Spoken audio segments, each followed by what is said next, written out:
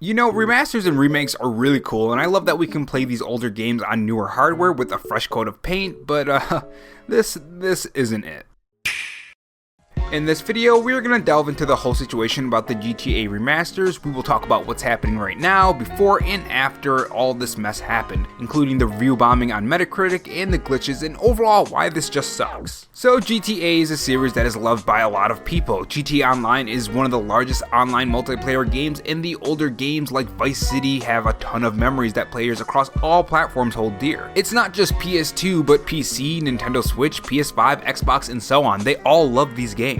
So much so that even before the trilogy was announced, there were people making mods for these games. These mods made these GTA games run better, smoother, and faster, and just overall a better experience. This includes a fan project that was pulled by Rockstars themselves before the reveal of the remastered trilogy. According to Kotaku, the devs were reverse engineering the source code for Vice City and GTA 3. Now this I do understand, it's their property, it's their code, it's their game. In my opinion, suing them may have gone too far though. More than likely this was due to set an example to those who want to try and do this again. With that being said, around this time, the reveal for the remasters along with the takedowns of the mods for other GTA games happened. Naturally, people assume that these games would get remasters. I mean, what other reason would Rockstar have to do this? And knowing this bit of info really makes this situation worse with the GTA trilogy in my opinion. When you factor in all the bugs, glitches, and whatnot, it really makes you think, wow, Rockstar got rid of all these cool mods and all these fixes and all these things that made the games run better for this. This is what we got. Now, speaking of these bugs on launch, it was clear that the GTA trilogy it wasn't the best. Hopping over to Twitter and searching the hashtag GTA trilogy will bring you to a ton of different glitches and bugs. What it should be is just people enjoying the games and having that nostalgia of playing the GTA trilogy again. Unfortunately, that's not the case. Now, these bugs range from graphical glitches on the NPC, like some of these NPCs have completely different body shape from their original models. And the reason for this is because Rockstar used an AI to upscale these models. This is why a lot of the words around the GTA trilogy on trucks and different stores are different right now. The AI can't make heads or tails on what it is, so it tries its best to do what it's gonna do. And what it's gonna do is mistake the word for a different word. There are even times where the rain is just way too thick, making it barely visible, and even unintentional problems with the fog being removed, which can be good in some places, yes, because now we are on more powerful hardware and there's no more pop-in, so you can load everything in all at once. But when you're taking a sky view of the whole map, it makes it less of a city and more of like a neighborhood or an island or something, essentially making it feel much smaller, where in the original games it felt much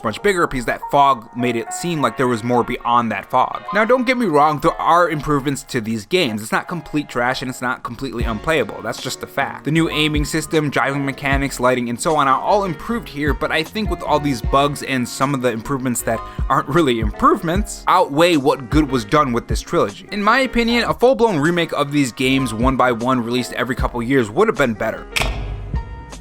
Build these games from the ground up so it's an overall better experience for the player, especially on the Nintendo Switch, which I have heard is even worse than the ones on the PS5 and Xbox Series X and PC. Now, not only is the Nintendo Switch version just really bad to the point where it's getting review bombed on Metacritic, which rightfully so, if Rockstar wants to release a game like this, they need to know that people do not want it and they need to fix it ASAP. But aside from that, over on PC, the situation is even worse. The people who paid for the game are not even able to play it. This is what Rockstar said. The Rockstar Games launcher is now available, but GTA the Trilogy, the definitive edition, is unavailable to play or purchase as we remove the files unintentionally included in these versions. We're sorry for this disruption and we hope to have the correct ones up soon. So let me get this straight. So not only can people not play this game who bought it and paid $60 for this game, but the devs are at fault in the first place. They already messed up the trilogy, but after its release, they're still messing things up. I mean, look at this bug where there's a giant face on the wall that's supposed to be on an NPC. I mean, I've seen my fair share of bugs in video games. I mean, one thing that comes to mind is the Assassin's Creed games, a whole ghost face with just the teeth. I mean, at one point, a whole NPC's body was sticking out of my character's model. But this, I've never seen anything like this. This is just bad. Now, interestingly enough, modders are already fixing up GTA on the PC. Right now, the rain has already been fixed. Rockstar, how are people already modding this game and fixing it before you even have a chance to fix it? You should be right on this right now, fix the game right now. Don't know why I said that twice, but you get my point. Now, like I said, this game isn't all bad. There are people having fun with this game, and if you're having fun with the game, great, but I think it's important to not ignore the issues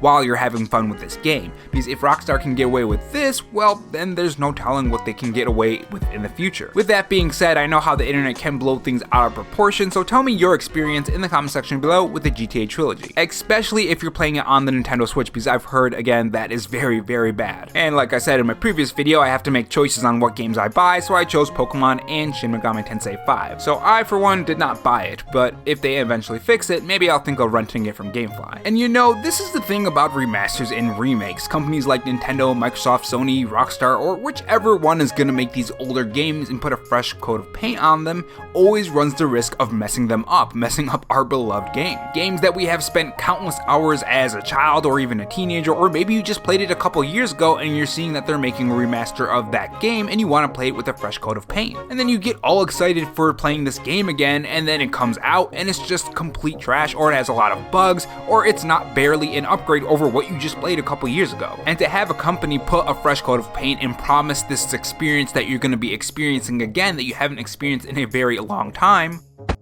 only to find out that experience is bug-filled or it's not as good as they said it was gonna be just for a quick buck for that company, kinda sucks. Looking back on the Nintendo Switch Online service stuff, you can tell that Nintendo didn't put their all into that service.